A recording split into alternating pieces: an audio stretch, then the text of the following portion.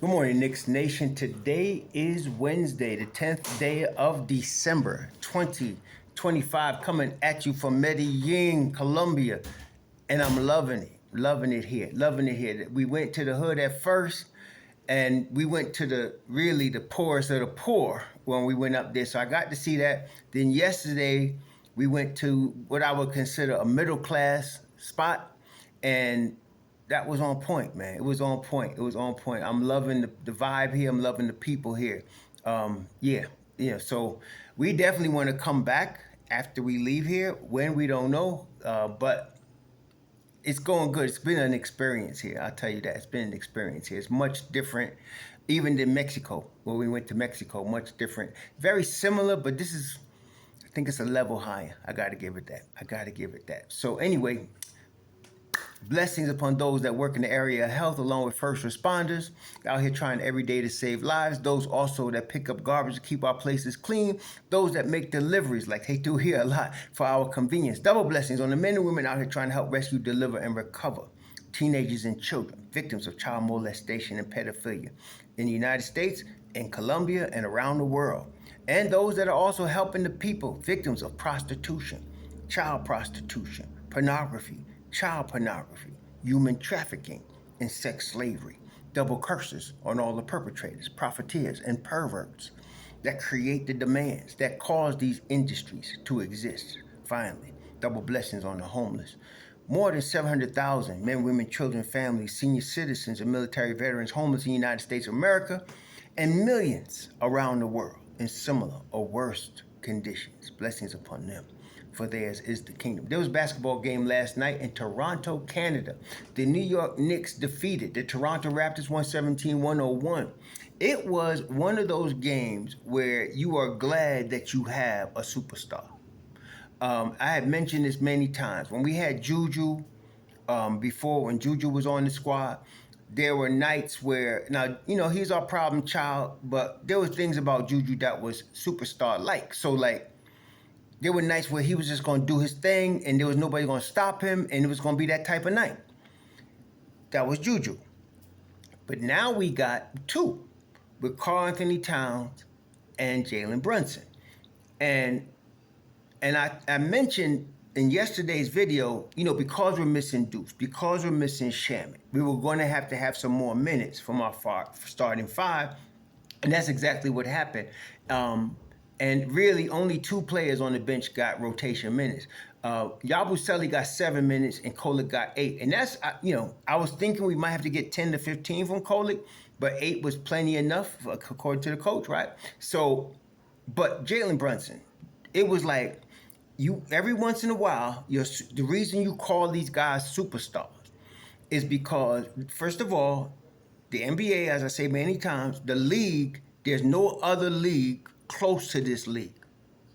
So when you talk about players, you say like a Diawara, right? That's played professional basketball in Europe.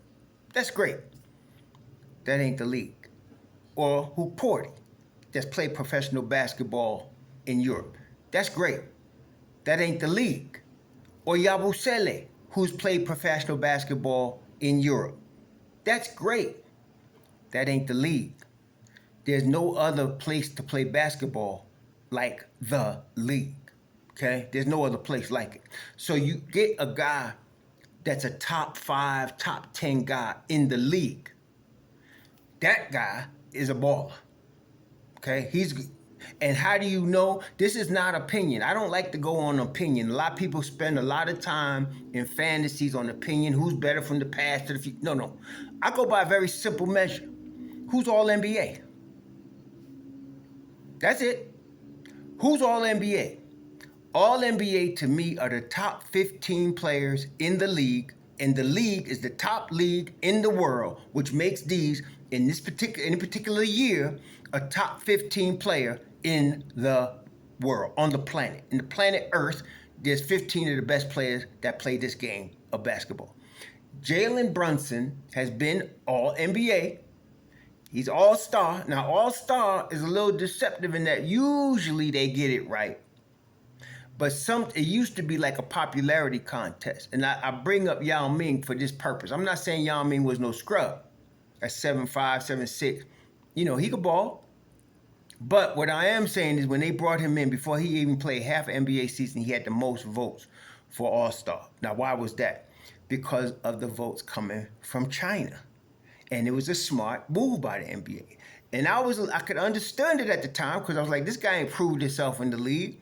But what they just did is they got 100, 200, 300 million of the billion people that's in China watching the NBA on a regular basis because of Yao Ming. So it could be a popularity contest, okay? So you could get that. It's a hit or miss on the All-Star side, though usually, like I said, they get it right. But All NBA, there's people that get shunned, that should have made it and did it, and every year that happens. But when the 15 players they pick, you can't say they shouldn't be on it, right? Jalen Brunson's one of them guys. So my point in bringing all that up is when you get an All NBA player, first off, our dude Brunson is an All NBA player, and he is the reigning clutch player of the year in the league, which means of all clutch players in the greatest league on the planet, he's the best. So when you get a guy like that, every once in a while, that guy will say, tonight, we're going to win this game. Why? Because I just said so. I'm taking over. It doesn't happen every night. But when it does, and that's what made like the Chicago Bulls so rough, because you had at least two in a possible. And I'm not going to say what you think. The two was Jordan and Rodman. You say, why I say Rodman? Because there are some nights when Rodman decided, nobody's scoring on me, and every rebound I'm taking. And that combined with Jordan and the possible was Scottie Pippen, because Scottie Pippen, playing next to Jordan, he was a superstar too. But to me, when they got Rodman, and now they won 3 chips without Rodman now. And that's what I'm saying, Scottie Pippen too. But when they got Rodman, that's when they set the record for the most wins in the season that Golden State broke. 72 wins, 72-10. Because Jordan was going to have a lot of those nights where I'm taking over. Not only was Jordan like that, I'm taking over, but Jordan was getting everybody's behind. He's like the coach on the floor. He was getting everybody's behind about missing assignments and stuff. You didn't want to do it when you was on Chicago because of him. People hated him. But, 6 chips later, right? So Brunson did that last night. He come out, and I was a little frustrated watching him at first. We know our boy JB over dribbling, using up the shot clock. But by the time he hit his third 3-pointer, I was like, oh, wait a minute. And then when he gets in the paint, and when he's off, when he needs to really focus on his teammates, when he gets in the paint and he's missing them chippies. So he used a lot of clock up to get in the paint and miss a chippy. But when he's hitting the chippies, like he was 13 of 19 last night, that's over 60% from the floor, okay? That's close to 70% from the floor. And then he was 6 of 9. That's 60-something percent from 3. That's a night where y'all could just, okay, offensively, don't worry about it. He's taking over. And so now on the other end, I told y'all about BI. I told y'all BI was a troublemaker, right? And BI was doing business last night. BI ended up with 31, 11 to 18, 3 of 5. I mean, OG Anunoby is not a good defender. He's an elite defender. OG Anunoby's an elite defender, okay? And he was all over that boy. And the boy was still nailing stuff like it was nothing. Like nobody was guarding him. He was acting like, who's guarding me? Nobody. And so, and this is the league. OG's one of the best one-on-one defenders in the league. And that's what I'm saying. I've had people tell me, well, Deuce ain't that good. Who took him last night? This ain't street ball, man. This is the league. It's the league. People gonna get took. Everybody in the league, Michael Jordan, Scottie Pippen, Dennis Rodman, everybody gonna get posterized. Everybody gonna have the chalk out for them. Everybody gets it, man. It's like, yeah, well, I ain't gonna say it's like being in jail, but y'all know where I'm going. See, everybody gonna get it. Because the offensive players are too good. They're just too good. If you can play defense enough like OG did on BI the first time they played, when he put the blanket on homie, that's when you got something. We already know we got something with OG. The wing stop is the wing stop. But you can't expect that all the time because guys are too good. So here, Ingram, 11 of 18, 3 of 5 from 3. He's not even a really great three-point shooter, but he was nailing that mess last night, man. But, they did a great job on Scotty Barnes. I ain't going front between McCall, Hart, and then when OG was on them, they did a great job on Scotty Barnes, 6 of 18. He only had 13 points. It wasn't like he wasn't trying. He was just locked up. So the Knicks, the last night was a game. They didn't look. The Knicks only had 19 assists, right? 19. It's like, damn, man.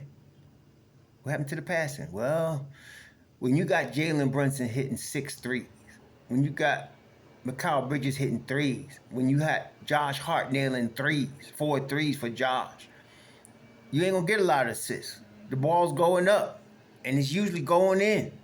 See? So it was one of them nights. Like, you can't depend on that every night. See, that's what I think the problem is with some of us in Knicks Nation. You start thinking this is going to be the norm. It's not the norm. This is not the norm. Okay? They did it last night, though, and they needed to do it. So Jalen Brunson, 39 minutes. OG, 36 minutes. Josh Hart, 36 minutes. McCall, 36 minutes.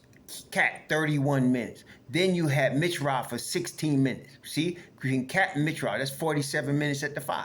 Then you got 26 minutes from Jordan Clarkson. That's what they went with. That's what they actually had to do. And missing Deuce was huge. Okay? That's the first game they won without Deuce, and it's the reason for that. And missing Shamet is huge. So it looks like I read Deuce has a high ankle sprain. That's usually the worst kind of ankle sprain you could have aside from a straight broken ankle. So, good thing is, okay, so he's going to miss, obviously, this cup against Orlando. Okay, he's going to miss that. He's going to miss next week. So next week, the 18th of next week, they got a game next week on the 18th, and he's going to probably miss that too. I'm thinking on a normal basis, a high ankle sprain can be 2 to 4 weeks. It really can. It could be 2 to 4 weeks. To recover. But we're talking about Deuce McBride, right? Deuce McBride, he's tough on the Brunson level. There's the Anthony Ambulance School of Unavailability, and there's the Deuce McBride, Josh Hart, Jalen Brunson School of Tough. Deuce is on the board of directors of the Jalen Brunson School of Tough. Him, Josh, Deuce. Tough. So I'm expecting Deuce back, honestly, in 2 weeks. I'm just going to say it. I expected OG to be back, like I told y'all last week, between the Utah game and the game before that. He came back on the Utah game. I'm expecting, okay, so we're going to miss Orlando this weekend. We're going to miss Indiana next week. I'm going to tell you what. Miami, Sunday, December 21st. Don't be surprised if you see Deuce McBride back. I just don't want to be missing his timing because we be knowing the boy was flushing. He was really that jumper wet. We know the defense going to be there, but the jumper's wet. So I'm expecting him back December 21st. That's what I'm expecting. He got a bad ankle sprain. They're going to say 2 to 4 weeks. He's going to be evaluated. Let me see. Where are we at? We now on the 9th. So let's see. The 16th a week. He's going to be evaluated probably before that game on Sunday the 21st, probably Friday the 19th. They'll look at him. He'll probably be running around. They'll probably be telling him, Deuce, you need to sit down. And he probably wave him off and say, let's play. And they probably going to make him play. He'll make them make him play Sunday, December 21st, or Tuesday in Minnesota, where I'll be at the game with my grandsons. December 23rd in the cold behind Minnesota. I'm going to be out there with my grandsons. My 2 grandsons are now become they like my boy Lion of Judah. They like my bodyguards because both of them cats bigger than me now. Yeah. So it's going to be fun in Minnesota. So anyway, I'm expecting Deuce back in one of them 2 games. And that's going to be good. Guess what, too? I'm expecting Shamet to be around that time, too. Don't be surprised if you see Shamet there, too. Man, it's gonna be good, baby. We're gonna be in good shape. Good shape for that Christmas Day game, that white Santa Claus game on Thursday, December 25th. We might have both of them cats back. I think we're gonna be in good shape. I think we're gonna be in good shape. So last night though, everybody, and then what Brunson did enlightened, he's the dude, like I said, he's the head of the snake, right? There's a reason that the snake, the team follows the head. The body follows the head. So the head was saying, I got it. So then here come everybody else. So Karl Anthony Towns only took 11 shots. But that's one shot he took where he went to his left and flushed it with his right hand on a hammer. And I don't know who got the poster, but there were several chalk body marks out there. And then it was enough. He's plus 21. His defense was off the charts last night. I know Karl Anthony Towns had some trouble with it wasn't last night though. He was balling on defensive end last night. And he got 16 rebounds last night. Then of course we know Josh. Josh ended up with 21. Sweet. He got 5 boards, 6 boards total. 4 assists, 3 turnovers. We know that's Josh. By the way, Cat only had 1 turnover. Now he did get in some foul trouble, but you know what happened? He was going, the beginning of the game, I was troubled because he was arguing with the refs from his first couple of calls and then doing stupid fouls. He had 2 fouls in the first 5 minutes of the game. I was like, this is not going to be good. Usually that's a bad sign.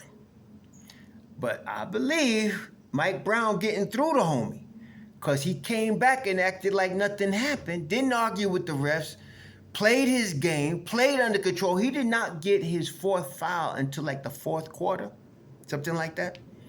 That's maturity, that's learning, that's development, that's coaching, all of that. And so he ended up having a very good game on the defensive end of the floor. Wingstop was Wingstop. Mikal 15, OG 13. Between the two of them, they was 10 of 25. Now, OG didn't have a good 3-point shooting game, but he was plus 6 because he's putting the lockdown on people. And then, of course, Mikal plus 19, the road runner was doing his thing. So, listen, yeah, and Kolek gave us really an eight good minutes. That's what I'm talking about. See what I'm saying with Kolek? All y'all with this Steve Nash and John Stockton stuff need to stop using drugs. I mean, really, stop. Stop. If you're drinking that cheap wine, don't do it. It's not good for your system. Life is too short to drink cheap wine. And, but he's not TJ McConnell yet. I think that's his ceiling. So right now you could get some good minutes out of him, but you don't want to get diminishing returns by keeping him out there too much. So they got good 8 good minutes from him. He's plus 13 on both sides of the ball. But Kolek was good on both sides of the ball yesterday for that 8 minutes. Yabusele was minus 4. We still trying to, feel our way out with our brother. And then, of course, he put the bench in there. But Mitch Rob was minus 6. Clarkson was plus 10. Clarkson was getting to the hole almost when he wanted to. He was 5 or 10. He wasn't relying on his 3 because he knows his 3 is off, but he was getting in the paint almost any time he wanted to. And it's uncharacteristic of him to go 2 or 4 from the line. That's uncharacteristic of him. So he was still plus 10 though, and you know why? Because he was playing defense. There you go. That's the ball game. We needed that game. This is a breakthrough because the Knicks have never made it past this level under Tom Thibodeau when they was going in this cup thing. They was always getting their butt beat. They was bringing it up a couple of times. Giving me a bad taste in my mouth. The leprechaun doing the dice roll on the Knicks logo. I noticed they ain't been near us since. He shouldn't have did that. But anyway, it lit a fire under the Knicks. And that's what Brunson said. You don't want him to do it? Beat him. And guess what we've been doing? Beating their ass. So now the bench was plus 4 with the 2 brothers that played, but the bench only scored 14 points. But like I said, no Shamet, no Deuce. You're going to be missing some things on the bench. It's just figuring out how to get that W until you get the troops back, which is where we at right now.